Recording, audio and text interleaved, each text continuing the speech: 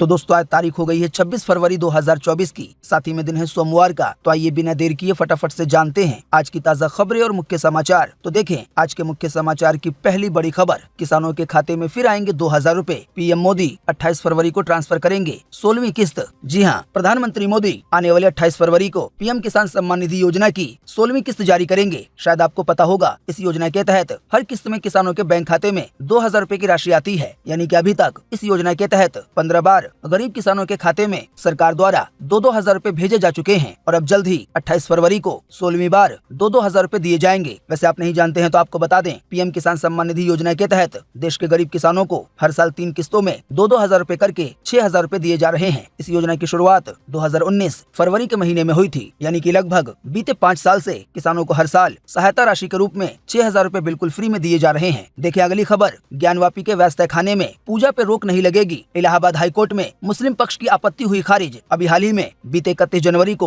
मस्जिद के नीचे मंदिर होने के ठोस सबूत मिलने के बाद पूजा शुरू हुई थी। हालांकि इसी बीच मुस्लिम पक्ष ने आपत्ति जताई और इलाहाबाद हाईकोर्ट में याचिका दायर की और ये मांग की कि वाराणसी की जिला कोर्ट ने जो पूजा करने की परमिशन दी है उस पर रोक लगाई जाए। हालांकि अभी हाल ही में हाईकोर्ट ने भी पूजा पे रोक लगाने से मना कर दिया है। यानी कि मुस्लिम पक्ष की आपत्ति वाली याचिका खारिज कर दी गई है। जाहिर बात है, अभी हाल ही में एसआई की टीम द्वारा ज्ञानवापी का जो तहखाना है उसके नीचे से मंदिर होने के बहुत ही ठोस सबूत पेश किए गए थे। शायद इसी वजह से हाईकोर्ट ने भी ज्ञानवापी के वास्ते खाने में जो पूजा हो रही है उस पर रोक लगाने से मना कर दिया है। बाकी आप इसी वीडियो के नीचे कमेंट बॉक्स में कमेंट करके बताएं कि हाईकोर्ट का ये फैसला कैसा रहा, क्या मुस्लिम पक्ष की बात मानी जानी चाहिए थी या नहीं। देखिए अगली खबर, 2017 से 2022 तक पुलिस की हिरासत में 270 से ज्यादा रेप हुए हैं। रेप करने के आरोपियों में पुलिसकर्मी और रिमांड होम स्टाफ शामिल है। वहीं ऐसा काम सबसे ज्यादा यूपी में हुआ है। जी हाँ, एनसीआरबी यानी कि राष्ट्रीय अपराध रिकॉर्ड ब्यूरो के अनुसार 2017 से 2022 के दौरान यानी कि 5 साल के दौरान 270 से ज्यादा ऐसे रेप के मामले दर्ज किए गए हैं जो पुलिस की हिरासत में हुए हैं। यानी कि ये सभी रेप आमतौर पर अधिकारियों द्वारा ही किए गए हैं। एनसीआरबी के मुताबिक रेप के आरोपियों में पुलिसकर्मी,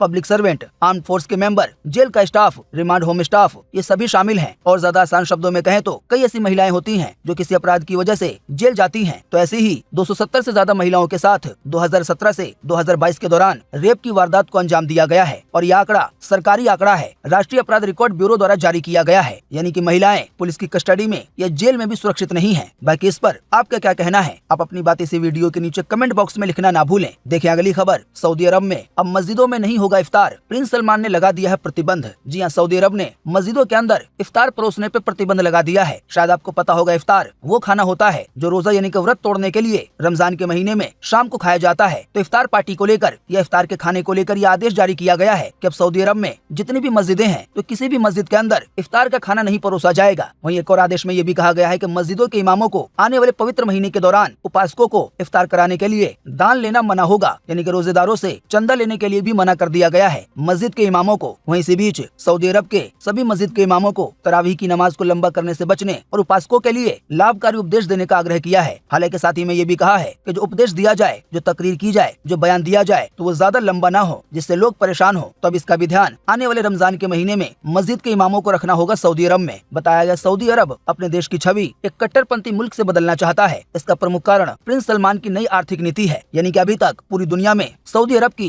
जो एक इमेज बनी हुई है कि वो बहुत ही कट्टरपंथी मुल्क है, वो बहुत ही सख्त मुल्क है। तो इस तस्वीर को अभी समय के वहाँ के खलीफा मोहम्मद बिन सलमान बदलना चाहते हैं, क्योंकि वो चाहते हैं आने वाले दिनों में पूरी दुनिया भर से लोग सऊदी अरब में जाएं घूमने के लिए। इसके लिए वहाँ पर दुबई की तरह, यूएई की तरह नई नई चीजें बनाई जा रही हैं ताकि लोग आकर्षित हों। अब जाहिर बात है, लोग तभी जाएंगे जब उन लोगों को ये भरोसा हो जाएगा कि वो देश अब कट्टरपंथी नहीं रहा। देखिए अगली खबर, निकाह के ही दिन घर से भागी सोनम सिद्दीकी, भागने के बाद विष्णु नाम के लड़के के साथ 7 फेरे लेते हुए शादी कर ली। इसी बीच सोनम सिद्दीकी द्वारा कहा गया है कि वो किसी और से प्यार करती थी लेकिन वो हिंदू है। और इसी बीच उसके परिवार वालों ने जबरदस्ती उसकी शादी कहीं और तय कर दी थी। इसी वजह से उसको भागना पड़ा। साथ ही में सोनम ने ये भी कहा है कि उसको मुस्लिम धर्म में जो 3 तलाक है, ये जो हलाला जैसी चीजें हैं वो भी पसंद नहीं है। देखिए अगली खबर, पाकिस्तान में भीड़ ने महिला को घेरा, उसकी ड्रेस पर अरबी में कुछ शब्द लिखे हुए थे। इसको पाकिस्तान के कई लोगों ने कुरान की आयतें समझा। महिला पर ईशानिंदा यानी कि ब्लास्फेमी का, तौहीन करने का, गुस्ताखी करने का आरोप लगाया और कहा कि उसे जान से मारने की सजा दी जाए। लोगों ने आगे ये भी कहा कि इस्लाम धर्म का मजाक है। महिला ने ब्लास्फेमी की है, गुस्ताखी की है, ईश निंदा की है, जिसके लिए उसे मौत की सजा मिलनी चाहिए। हालांकि मामले की सूचना मिलते ही मौके पर पहुंची एएसपी सैयदा शहर बानो नकवी ने भीड़ से महिला को बचाया। एएसपी सैयदा शहर बानो खुद भी एक महिला है। उन्होंने बहुत जोर जोर से बोलकर जनता को शांत कराया और महिला को किसी तरह से बचाकर भीड़ से दूर ले गयी। फिर बाद में एएसपी सैयदा ने खुद बताया कि महिला ने जो कपड़े पहने पहने थे उसमें अरबी के नॉर्मल शब्द लिखे हुए थे,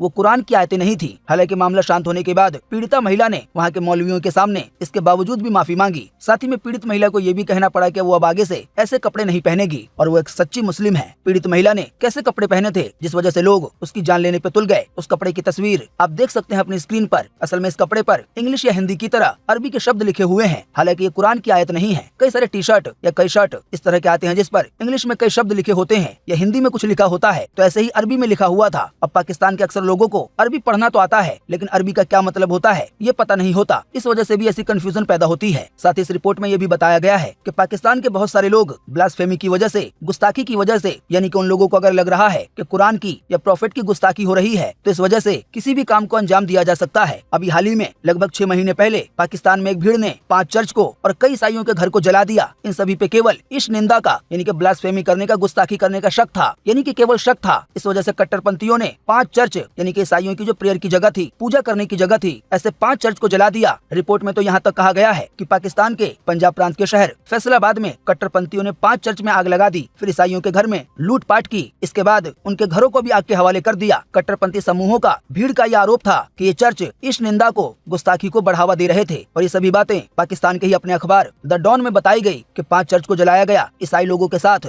मारपीट की गई, उनके घरों में लूटपाट की गई। साथ ही में एक्सपर्ट द्वारा ये भी कहा जाता है कि मुसलमानों के नजदीक और खास करके पाकिस्तान में कौन सी चीज को, किस बात को, किस कपड़े को, किस कागज को, किस बयान को ब्लास्फेमी में यानी कि गुस्ताखी में, इस निंदा में डाल दिया जाए, इसका कुछ पता नहीं है। क्योंकि इसका कोई पैमाना नहीं है कि किस बात को ब्लास्फेमी में डाला जाएगा या नहीं डाला जाएगा। जनता खुद ही फैसला करती है और सजा भी दे देती है। हालांकि वहाँ की सरकार ऐसी एक्शन को सपोर्ट नहीं करती, फिर भी ऐसे मामले आए दिन होते रहते हैं। अब जो अभी हाल ही में मामला हुआ है, अगर इसमें एसीपी द्वारा महिला को नहीं बचाया जाता तो शायद उसकी भी जान चली जाती, पहले के कई मामलों की तरह। देखें अगली खबर। यूपी में इस दिन से घर घर में लगेंगे बिजली के 4G मीटर। जी हाँ, यूपी के पूर्वांचल में 1 मार्च से 4G प्रीपेड स्मार्ट मीटर लगने शुरू हो जाएंगे। डिस्कॉम प्रबंधन का कहना है कि मीटर लगाने की तैयारियां पूरी हो चुकी है। अभी हाल ही में बताया गया था कि प्रीपेड मीटर लगने के बाद बिजली आपको बिल्कुल मोबाइल रिचार्ज की तरह मिलेगी, यानी कि आपको पहले मोबाइल रिचार्ज की तरह अपने मीटर को रिचार्ज करना होगा, फिर आपने जितने का रिचार्ज किया होगा उतने की बिजली आपको उतने दिन तक दी जाएगी। अगर आपने प्लान खत्म होने से पहले रिचार्ज नहीं करवाया तो आपकी बिजली ऑटोमेटिक कट जाएगी। वहीं बताया गया आने वाले दिनों में ऐसा इंतजाम देश के कई जगहों पर होगा। हालांकि फिलहाल अभी अगले महीने से यूपी के पूर्वांचल में लगना शुरू होगा। इन मीटर को प्रीपेड मीटर कहा जाता है, जैसे कि आपका सिम कार्ड प्रीपेड होता है। देखिए अगली खबर। संदेश खाली केस में हाई कोर्ट ने दूसरी बार बंगाल सरकार को लगाई फटकार। कहा शेख शाहजहां को जल्द गिरफ्तार करो, बांग्ला भाषा में और अंग्रेजी में अखबारों में नोटिस जारी करो। जी अब तक आप शाहजहां शेख के बारे में काफी कुछ जान गए होंगे। इसके सामने महिलाओं की कोई इज्जत नहीं थी। इसने कई महिलाओं की इज्जत को आरोप के मुताबिक तार तार किया है। हालांकि वो काफी दिनों से फरार है। इसी बीच अभी हाल ही में इस मामले में सुनवाई हुई तो हाई कोर्ट ने दूसरी बार पश्चिम बंगाल की सरकार को, ममता बनर्जी की सरकार को जमकर फटकार लगाई है और कहा गया है कि जल्द से जल्द शेख शाहजहां को गिरफ्तार करो। देखिए अगली खबर। हरियाणा में इनेलो नेता की जान ली गई, सीबीआई करेगी जांच। जान लेने वालों की सीसीटीवी फुटेज भी मिल गई है। हमलावरों ने ड्राइवर को जानबूझ के छोड़ा और कहा कि जाकर बता देना। बताया जा रहा है ये मामला बिल्कुल वैसा ही है जैसा मूसा वाले का था। आशंका के मुताबिक, एक शक के मुताबिक इस मामले में भी लॉरेंस का नाम सामने आ रहा है। देखिए अगली खबर। पंजाब में हो रहा है ट्रैक्टर मार्च, वहीं हरियाणा में किसानों द्वारा टोल पे प्रदर्शन किया जा रहा है। जी हाँ, किसान आंदोलन को 14 दिन हो चुके हैं। किसान दिल्ली कूच का फैसला, दिल्ली जाने का फैसला 29 फरवरी को लेंगे। हालांकि अभी भी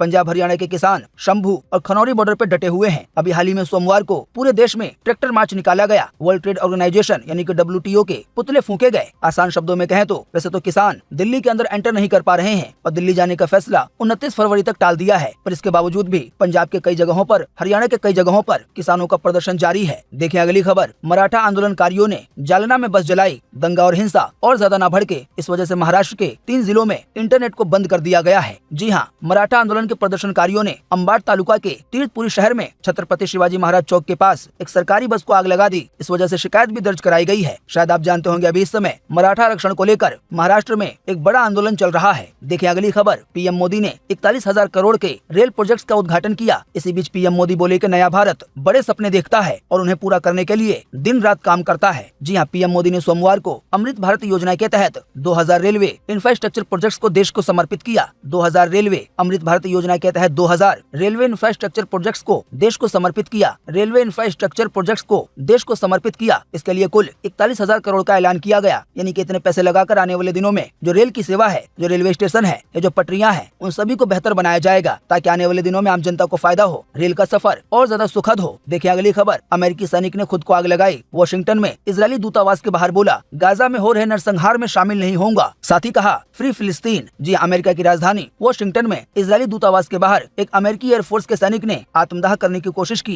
यानी कि आग लगाकर अपनी जान लेने की कोशिश की, पर वो बच गया। साथ ही में उसने ये भी कहा कि फिलिस्तीन में इजराइल द्वारा जो नरसंहार किया जा रहा है, जो लोगों को मारा जा रहा है, मैं उसमें शामिल नहीं होऊंगा। यही बात कहते हुए उसने आग लगा ली। देखें अगली खबर। दिल्ली के एलजी का आदेश कि दिल्ली में आयुष्मान भारत स्कीम लागू करें। हालांकि इस पर दिल्ली के मुख्यमंत्री केजरीवाल ने जवाब दिया कि हमारे अस्पतालों में बीजेपी राज्यों से लोग आते हैं, यानी कि दिल्ली सरकार के अंडर में जो अस्पताल हैं, ये जो दिल्ली सरकार की इलाज करने को लेकर जो अपनी योजना है वो केंद्र सरकार से बेहतर है, और इसी वजह से हमारे अस्पतालों में बीजेपी के राज्यों से भी लोग आते हैं इलाज करवाने के लिए। देखिए अगली खबर। केजरीवाल सोमवार को भी ईडी के दफ्तर नहीं गए। शराब घोटाले के मामले में ईडी द्वारा 7वीं बार पूछताछ के लिए बुलाया गया था। एक बार फिर से आम आदमी पार्टी बोली कि केंद्र को दबाव नहीं बनाना चाहिए। इससे पहले केजरीवाल ये बोल चुके हैं कि बीजेपी पार्टी ईडी के जरिए मेरे को गिरफ्तार करवाकर लोकसभा चुनाव के प्रचार से रोकना चाहती है और हमारी पार्टी को कमजोर करना चाहती है। देखिए अगली खबर। इंटरनेट पर देखकर डिलीवरी कराई जच्चा बच्चा, दोनों की चली गई है जान। जी अभी हाल ही में केरल के पलक्कड़ में 36 साल की महिला की जान चली गई है। बच्चा जनते समय बात यह है कि उसका पति ऑनलाइन वीडियो देखकर अपनी बीवी की डिलीवरी करा रहा था। लेकिन लोगों को ये ध्यान रखना चाहिए कि ऑनलाइन इलाज खोजना बहुत ही जानलेवा हो सकता है। आप गूगल को या इंटरनेट को ज्ञान बढ़ाने के लिए, जानकारी पाने के लिए इस्तेमाल कर सकते हैं, लेकिन डॉक्टर बनने के लिए नहीं। जानकारी हासिल करना, ज्ञान लेना अलग बात है और उसको प्रैक्टिकल बनाना ये बिल्कुल ही अलग बात है। खास करके जो बातें सेहत से जुड़ी हुई हो, तो चाहे दवाई का मामला हो, कोई नुस्खा हो, कोई भी ऐसी चीज हो जो आप पीने वाले हैं, लगाने वाले हैं, सेहत को लेकर करने वाले हैं, तो ये सभी चीजें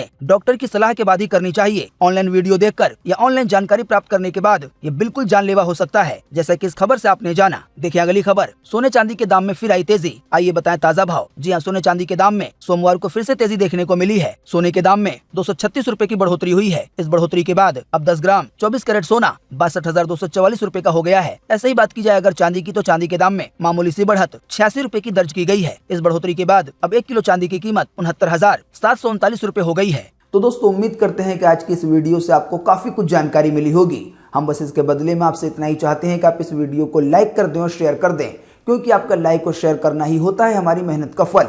वीडियो देखने के लिए आपका बहुत बहुत धन्यवाद। Thanks for watching.